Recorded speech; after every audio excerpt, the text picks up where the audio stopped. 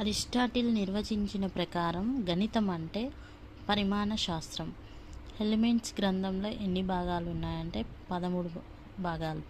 హేతువాదంతో మానవుని మేధస్సు స్థిరపడే మార్గమే గణితం అని నిర్వచించిన వారు ఎవరంటే లాక్క. గణితం అంటే పరిమాణం శాస్త్రం అని నిర్వచించిన వారు అరిస్టాటిల్. గణితం అంటే పరోక్ష మాపన శాస్త్రం అని నిర్వచించిన వారు అగస్ట్ కోమ్టే.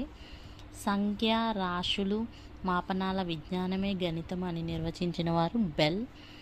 ఆర్యభట్ట ఆర్యభట్టీయం అనే గ్రంథాన్ని రచించడం జరిగింది. Aryabhata theory also. బ్రహ్మగుప్త బ్రహ్మస్ఫుట సిద్ధాంతం కర్ణకండ రచించడం జరిగింది.